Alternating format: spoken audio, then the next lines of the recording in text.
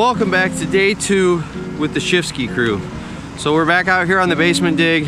We've got 2 trucks rolling today because they had so much material that needed to come out of the hole. So we've got Carson's employee, and forgive me because I know you're gonna watch this video and I can't freaking remember your name. I'm sorry, I'm terrible with names. But we've got their guy in the hole right now, getting some seat time. Like I said yesterday, he's kind of green. And I think it is awesome that Carson and his brother recognize that they've got to pour into this guy and invest in him, give him some seat time here in the fall before next spring when the season really picks up. They give him the seat time now, knowing that they're investing in this guy. They'll be ready to roll by the time next year rolls around. Sorry, vibrating the sand out of the bed of the truck. So that's our second dump truck we got rolling today just to get some more material moved. So I've got a time lapse set up so that we can track that progress, and then who knows where the day is going to lead us. We may spend the day here. I know that we're right down the road from Red Wing Boots. I would love to go down there and get a video of them making Red Wing boots. I know I haven't talked about it a whole lot on my channel, but I freaking love Red Wing boots. They are the best boots in the industry. So we may tour the factory. There's also another project coming up in the spring that Carson asked if I'd take a look at. So we might go do that. Who knows where the day is going to lead us, guys. So stay tuned and let's see what we can get for footage and let's see where we end up. We'll catch you guys in a bit. All right, so I did want to mention something really quick. Ryan is still really green in the seat of an excavator, but he's doing a great job, and I'm going to tell you why.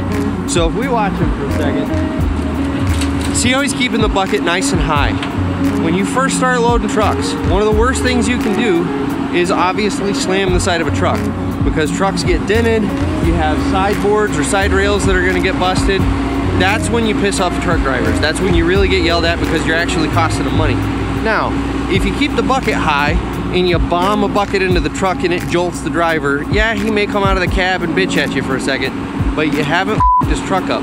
So it's really important to be it's important to be very conservative when you start out loading trucks.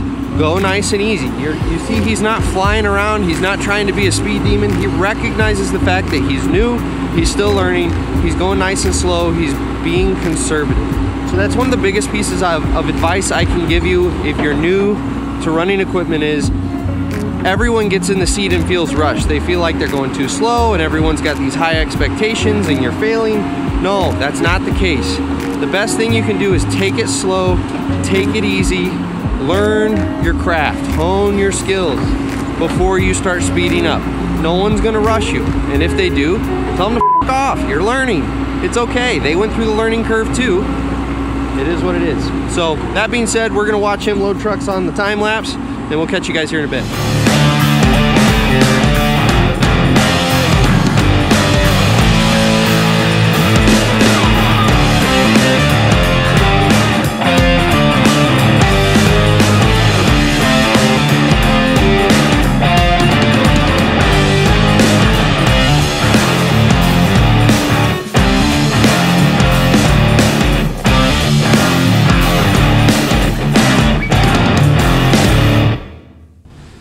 Alright, so another update. We are now headed back to the shop. We're gonna go pick up the vibratory roller that he's got for his skid steer, because now that the material's coming out of the hole, the inspector should be here, what, in the next hour? Yeah, he's supposed to be here 10:30. So we're gonna grab the trailer, and it's actually a rental that we're gonna go to the place across the bridge and grab it. Oh, we get to go to the Case dealership? No. No? Oh, okay. That's too far away. Gotcha. So we're gonna go grab the roller, bring it back here, and hopefully by that time the inspector will give us the go-ahead. We can start shoving sand in the hole. We're gonna do about a foot and a half lift, and then because sand is really easy to compact, you actually have to try to not get compaction on sand. So we'll do about a foot and a half lift, and then we'll take the skid in the hole with the roller, roll it, smooth it, and then we'll start our next lift. So that's where we're headed. We'll catch you guys in a bit.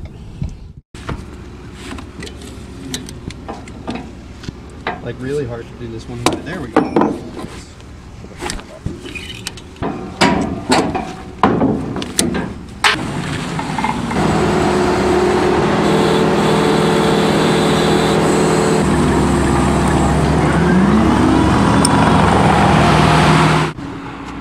Alright guys, quick revision of plans. We're going to take a ride with Colton, which is Carson's brother, and do a round to the pit to go grab some sand. So we're going to dump off our spoils, then we're gonna go to the pit, pick up some sand, and we'll bring it back here. So stay tuned. I'm gonna get you guys a nice time lapse of going down the road, and maybe we'll ask Colton some questions. Catch you in a minute.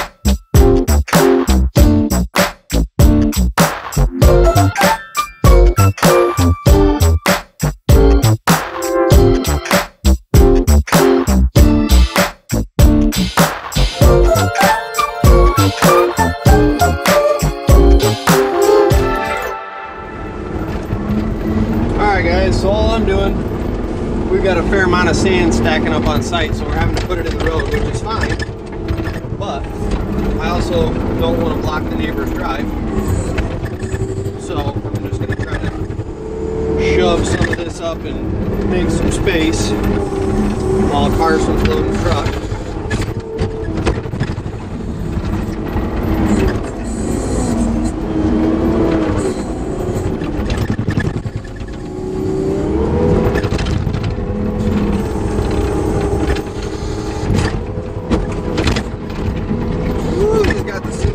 Way up on this machine.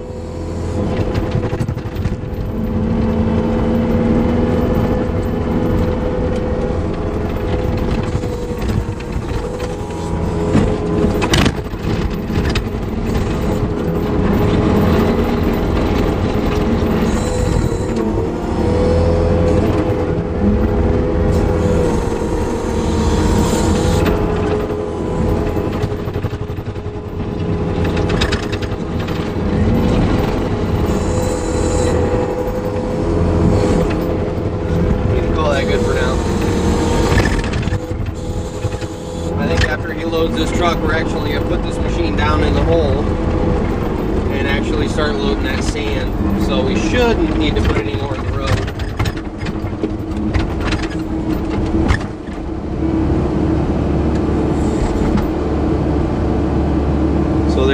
that's my time with you in the skid. I'll see you in a minute. All right, so we are about to go down in the hole. We're waiting for Carson to build us a ramp with the sand. And then we're just gonna cat ourselves right down there and hope for the best. It's gonna be pretty steep, and that sand's not compacted at all, so we're gonna sink pretty good. So that should be exciting. It won't be too bad. It's getting toasty in here.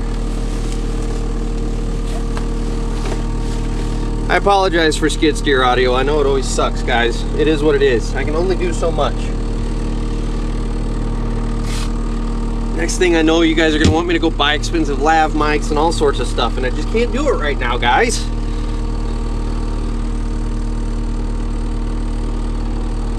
Ooh, that rattles bad. Get it up where the bass doesn't hurt my ears.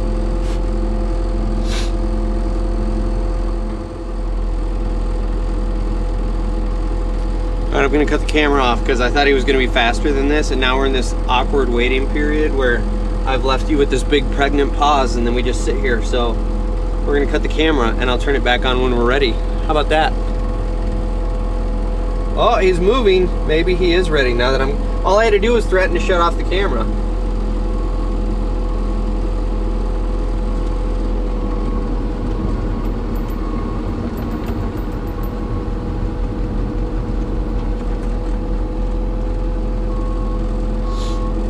Yep, that's all it was. I just had to threaten to shut off the camera. And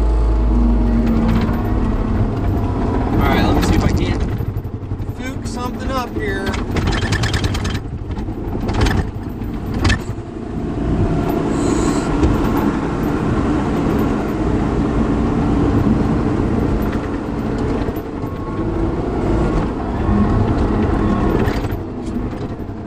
Oh boy, that's just going to be an adventure.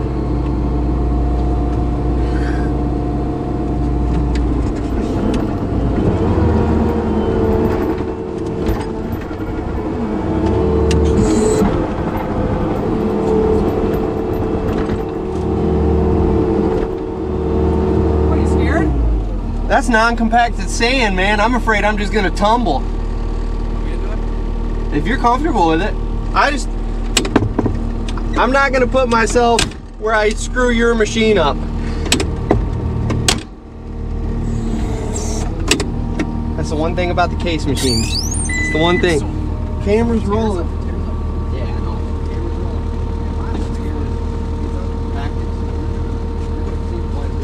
You think so? Yeah.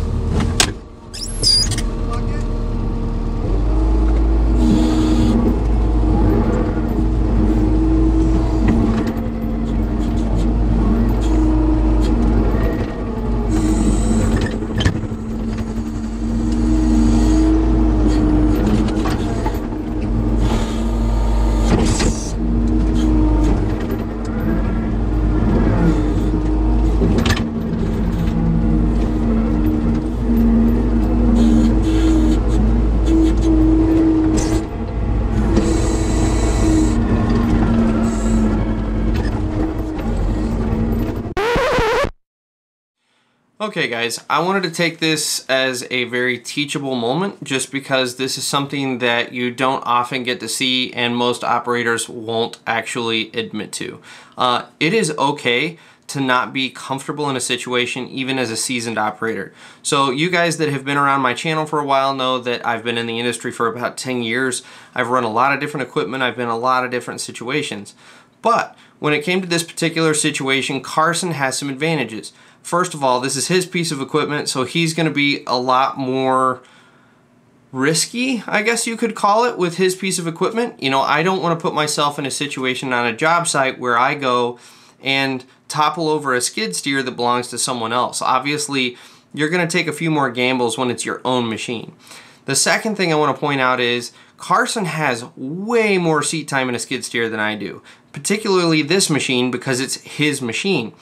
I don't have that much seat time in a skid steer, so he's going to be way more comfortable on extreme slopes like there was in this situation where I was going into a hole and an already, I mean, I'm not even kidding you, this was at least a 45-degree angle down into the hole, And on top of that, it was non-compacted sand. And so because I had never seen someone do that before, I wasn't sure how the machine was going to react. I wasn't going to put myself in that situation. Did I catch some for it? Absolutely. But at the end of the day, it was the right call to make because I, as the operator, was not comfortable being in that situation. And I want all of you newcomers to the industry to know that is perfectly acceptable. If you're not okay in a situation, it is okay to let someone else in that seat to show you how it's done. Now, next time I get myself into this situation, I will have already learned. I learned from Carson on this job. I've already seen him go down that slope with no problem, and I know that sand's not going to compact under those wide tracks. And next time, I'll be a little more prone to going down myself. But in this situation, when I'm not comfortable, I'm going to stop and I'm going to get an operator who is, or if there isn't one available, I'm going to change the situation to where I am more comfortable. So that's all I wanted to say. This was a unique experience. I'm really glad this came up, and I'm really glad that we both chose to handle it the way that we did, just because this is a great example of what you should do on a job site. If you're ever uncomfortable, back away from it, change the situation to make it comfortable for you and your abilities. So that being said, let's get back to the video. Alright guys, quick update. Ryan is down in the hole in the skid steer, and he is finally putting sand down. So I am up here trying to clean up the sand that was in the street. And I thought this would be a good opportunity to talk about subdivision work and when it's okay to jack up the street and when it's not. So we're going to take a quick look here and see if you can see this. I don't know if you noticed, but right up against the curb, you're going to notice there's about an inch gap between the top of the asphalt and the curb. That's because this is a sub that's still in development. So what the contractor does is, or the developer does, is they'll put down the base coat asphalt knowing that it's going to get scuffed and scraped and it's going to get all nicked up, and that's fine. They're going to come in afterwards and they're going to put the top coat on.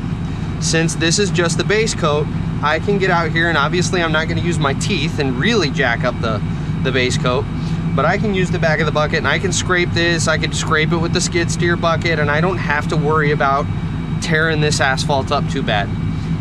You don't want to put huge gouges in it, but it's okay to scuff the top. If this were top coated, I would absolutely not be doing what I'm doing. So it's important to know when the sub is finished and when it is not, and when it's okay to scuff the asphalt and when it's not. I will say you do not want to jack your curbs up. So anytime I'm going to cross this curb, you can see I skated out here on a big old pile of sand, and I'm totally safe. Now, when it comes to cleaning this sand up off of the curb line, we're going to use the skid because it doesn't weigh as much. We can be a lot more delicate. But I'm going to be very gentle when I start cleaning up around this curb, because if you nick the curb, now you're talking expensive concrete repairs. But the asphalt itself, when it's only a base coat, it hasn't been topped, you're totally okay rubbing the bucket on it. It's not going to mess anything up.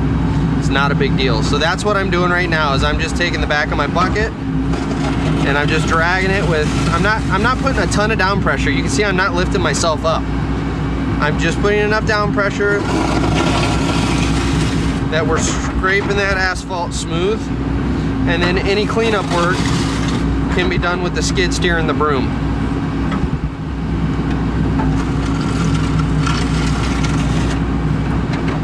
So I think they've just about got the first lift down in the hole, and I think he's getting ready to put the roller on and roll the whole thing. And then I'll move back into position up top and start chunking more sand down for him so he can start working on the second lift. And I'm thinking it's going to take probably 3 lifts to really knock this basement out. They took a lot of material out of here.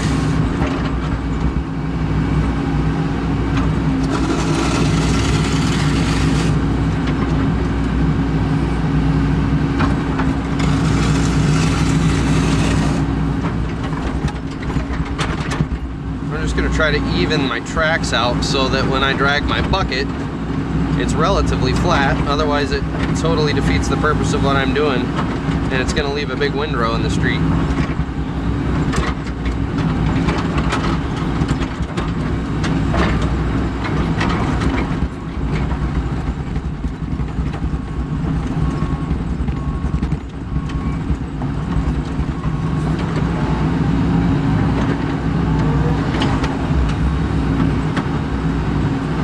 gone too far. It's all right though. Take a little of this. I'm jumping up for my curb line. This is where I'm gonna be very, very careful and not gouge that curb. That's the one part that can cost these guys money if you jack it up.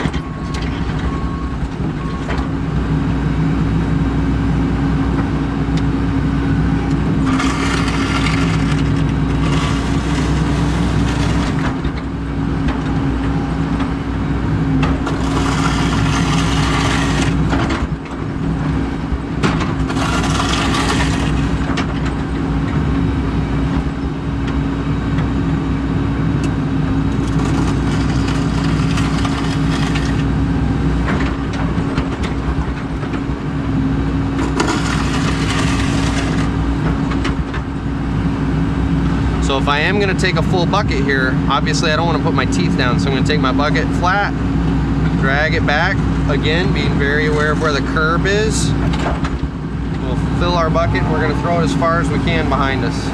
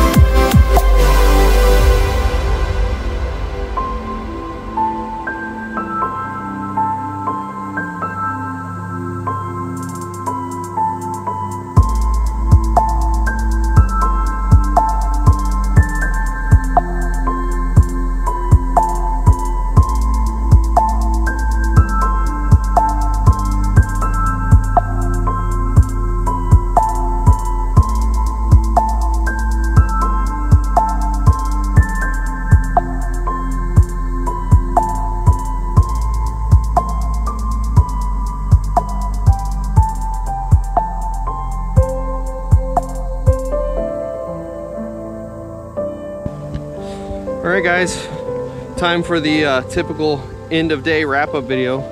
So we have the first lift down in the hole, so you can see, maybe, can you see when I'm doing this? No, sorry, I'm still a rookie at this. So we've brought the hole up, I think we're working on about 3 feet right now. And this will be the second lift that goes in. He's already compacted the first lift. We're gonna leave a corner open for the engineer to come out and do a proctor, or you've heard me call them density test. They'll do a density test on that first thing in the morning, and then he can blow the rest of the second lift in because we're about out of sand. You can see the lot here, and I've cleaned the street out already. There is a fair amount that I'm actually standing on right here, but it's not gonna get them there. They've still got to come up another 2 feet. So they've still got a fair amount of sand that needs to go in here. So they will wrap that up. I'm not gonna be here tomorrow. So yeah, that was 2 days working for Schifsky excavating and legitimately working. Like, I thought we were gonna have to make stuff up for me to do, but legitimately Carson worked me the last 2 days. And it's been a good time. I've really enjoyed these guys, great company. Like I said, it's two brothers. Go follow these guys. It's just an awesome story to have them buy the company from dad and carry on the legacy and grow it. Really awesome story. So go check them out. I've got their link in the description. And we're gonna call this one good. So I'm gonna road trip back to Michigan. So my next video is gonna be from my home state. So you guys have a good night, and we'll catch you on the next video.